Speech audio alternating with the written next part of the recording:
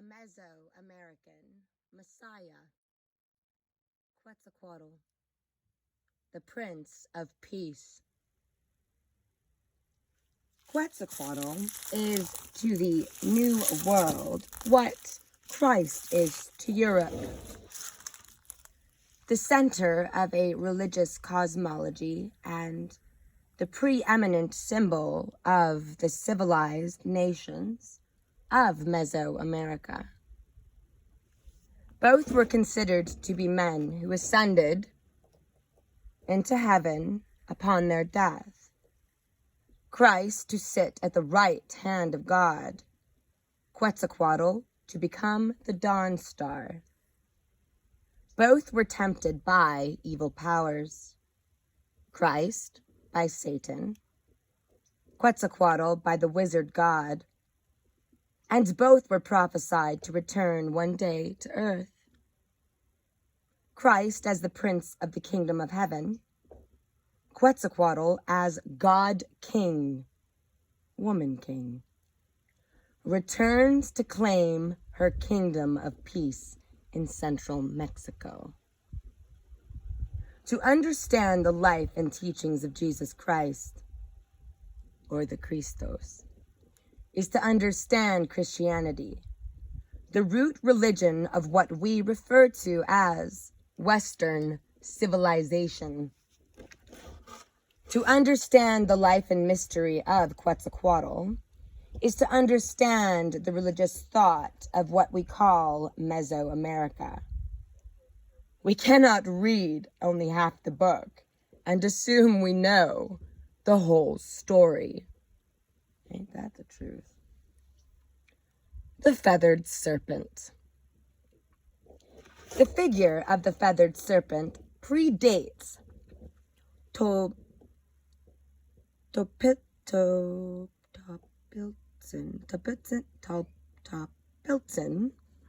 the tricky one. X's and Q's and T's and Z's, by at least 500 years, with an archaeological history stretching from the Temple of Quetzalcoatl, 100 to 200 AD, at Teotihuacan, until the founding of Tula in 700 AD. It has a written history, or herstory, extending from the beginnings of the Toltec state to the end of the Aztec Empire, circa 1520. Quetzalcoatl is best known for the Mesoamerican gods who appear throughout pre-Columbian archaeology. In the days after the fall of the Toltecs, Quetzalcoatl as the feathered serpent became the symbol of legitimate authority, a kind of coat of arms for many rulers and houses of the royal bloodlines. The Aztecs considered themselves the descendants of this political tradition, even if, we'll say the enemy, had become their primary tribal god. It is unfortunate how the truth has been so corrupted and twisted. I will continue reading. Quetzalcoatl, according to Mayan myth, is attributed with having established the following. Named all of the landmarks of the earth, mountain, seas, etc. Brought maize, corn, to the people, food, like manna, in the other story here. Established codes of human hygiene. Created a religion based upon compassion and the loving creation of one supreme God who was formless and unlimited in nature. Hunabku, the God with no image. I am that I am. Created fire in the guise of Mixcoatl, established the Maguey culture, Octley brewing, and ceremonial drunkenness. So it looks like they had a little distillery going. Wine, vino, AA, not necessarily wine, but if you reference a different story, one that has a trip ton, trying to watch my language, of parables, you'll see the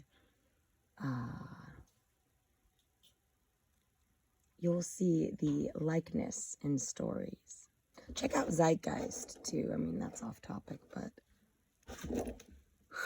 the beginning, first chapter, part 1. And you don't have to rent it on YouTube. There's a free version available. He gave instruction of music and dance, which is very powerful, especially when we're all dancing together.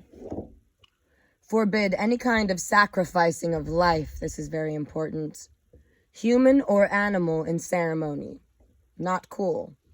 Created a standard of sacred offerings.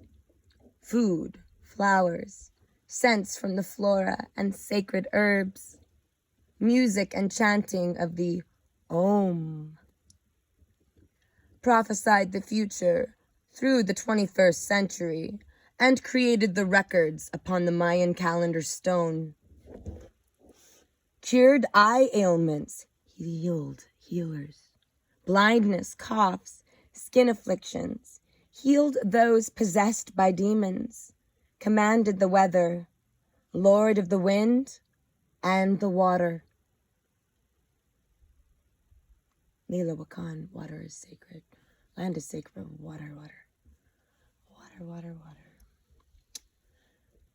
Quetzalcoatl gave the priests of practice of the curandero the diagnostic casting of lots, a sort of medical divination, naturopathic healing, helped with fertility problems, sired his own royal lineage, established the priesthood, gave proper instruction of sacrifice, and created the Tonal Matal, the book of the destiny days.